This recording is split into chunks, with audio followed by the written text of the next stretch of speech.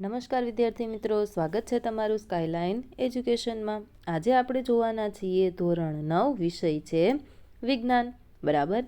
એની પ્રશ્ન બેંક જાન્યુઆરી 2024 માટેની પ્રકરણ કયા કયા આવવાના છે તો કે ત્રીજું અને ચોથું, બરાબર છે। તો આપણે આ વિડીયોમાં વિભાગ એથી લઈ અને છેલ્લા વિભાગ સુધી 100% સોલ્યુશન જોવાના છીએ। તો આ વિડીયોને અંત સુધી જોવાનું ભૂલશો નહીં। આ વિડીયોને લાઇક કરી દેજો। તમારા મિત્રને પણ એકમ કસોટીની તૈયારી કરવી છે ને તો એમની સાથે આ વિડીયોને વોટ્સએપ પર જરૂરથી શેર કરી દેજો। અને આવી જ રીતે તમામ વિડીયો જોવા માટે ચેનલને સબસ્ક્રાઈબ કરી લેજો। અને હા, તમારી શાળાનું નામ શું છે એ રેડ હાર્ટ સાથે અમને કમેન્ટ બોક્સમાં જરૂરથી જણાવજો। ચાલો આપણે આગળ વધીએ વિભાગ એ તરફ। તો અહીં આપણને સૌપ્રથમ આપેલા છે જોડકા। તો જોડકાનું સોલ્યુશન કરીએ। પહેલું, દળ સંચયનો નિયમ, તો એમાં જવાબ આવશે એ। બીજું છે નિશ્ચિત પ્રમાણનો નિયમ, એમાં જવાબ આવશે બી। ત્યાર પછી બીજું જોડકું આપેલું છે આપણને, તો એમાં કહ્યું છે એલ્યુમિનિયમ ઓક્સાઇડ, તો એમાં ઓપ્શન આવશે સી। બીજું છે પોટેશિયમ સલ્ફેટ, તો એમાં જવાબ આવશે ઓપ્શન એ, બરાબર ને। તો આવી રીતે તમને જોડકા પૂછાશે। ત્યાર પછી આપણને આપેલું છે સવાલ જવાબ, બરાબર। તો નિશ્ચિત પ્રમાણનો નિયમ ઉદાહરણ આપીને સમજાવો। ઓકે, હમણાં આપણે સોલ્યુશનની આખી પીડીએફ પણ જોઈ લઈએ, એમાં તમને જવાબ મળી જશે। પહેલાં થોડાક સવાલ જોઈ લઈએ। વિવિધ તત્વોના પરમાણુઓની આધુનિક સંજ્ઞાઓ જણાવો।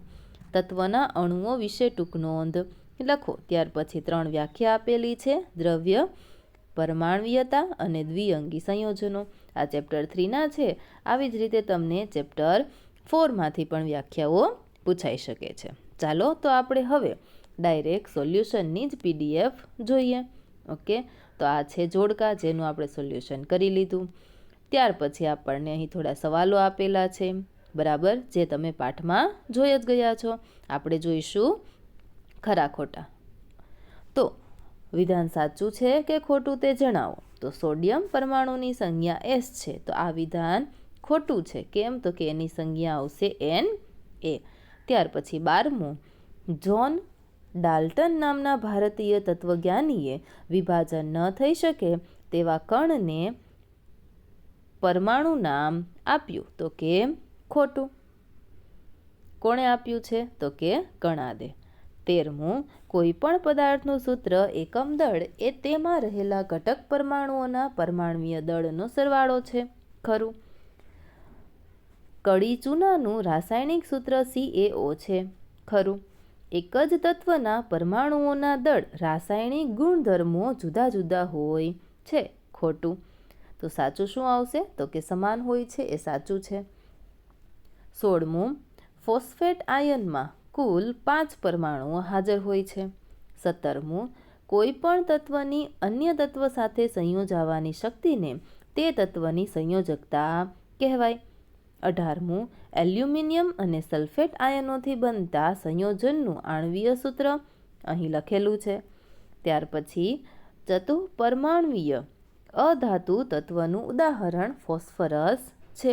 20મું, એમોનિયાનું આણ્વીય દળ 17U થાય છે। 21, NaHCO3 એટલે કે સોડિયમ બાયકાર્બોનેટનું એકમ સૂત્ર દળ કેટલું હશે? તો કે 88U। ત્યાર પછી 22મું, આપણને કહ્યું છે 58.5 ગ્રામ મીઠામાં સોડિયમ તત્વનું દળ કેટલું હશે?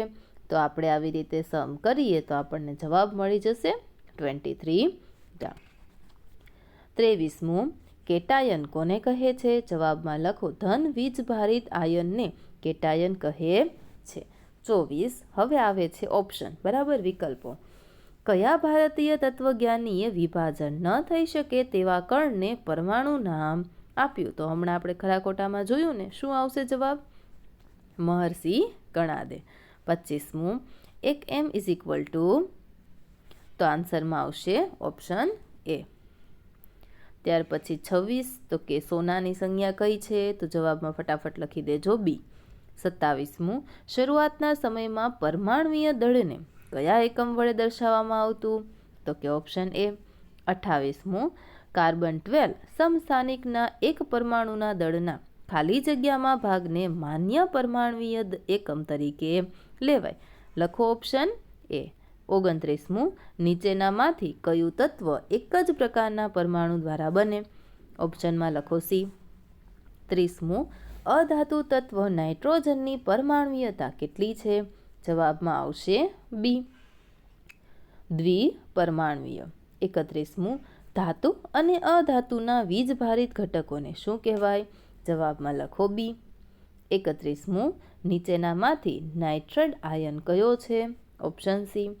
33 કયું સંયોજન ધાતુ અને અધાતુ એમ બંને પ્રકારના તત્વો ધરાવે છે? જવાબમાં આવશે આપેલ બધા જ.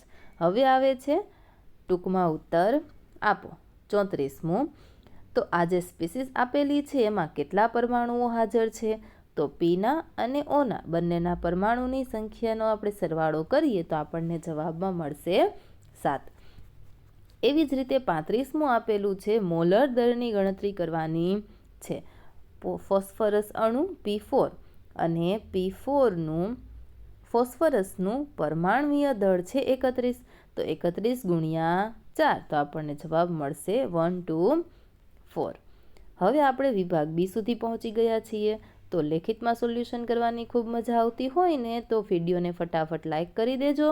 તમારા મિત્ર સાથે વોટ્સએપ પર આ વિડીયોની લિંકને તમે ફટાફટ શેર કરી દો એટલે એને પણ આવી જ રીતે લેખિતમાં સોલ્યુશન મળી શકે. PDF ડાઉનલોડ કરવી છે તો એની લિંક હું તમને ડિસ્ક્રિપ્શન બોક્સમાં આપી દઉં છું. અને હા, રેડ હાર્ટ સાથે તમારી શાળાનું નામ શું છે એ કમેન્ટ બોક્સની અંદર જરૂરથી લખી દેજો. આગળ આપણે જોઈશું 36મો સવાલ. તો આપણને કહ્યું છે રાસાયણિક સૂત્રો લખો. તો પહેલું છે બેરિયમ નાઇટ્રેટ, એનું રાસાયણિક સૂત્ર લખેલું છે. ત્યાર પછી એલ્યુમિનિયમ ફોસ્ફેટ, એનું રાસાયણિક સૂત્ર અહીં લખેલું છે. 37મું ઓક્સિજન અને બોરોન ધરાવતા એક સંયોજનના 0.24 ગ્રામ નમૂનામાં 0.096 ગ્રામ બોરોન અને 0.144 ગ્રામ ઓક્સિજન હાજર છે.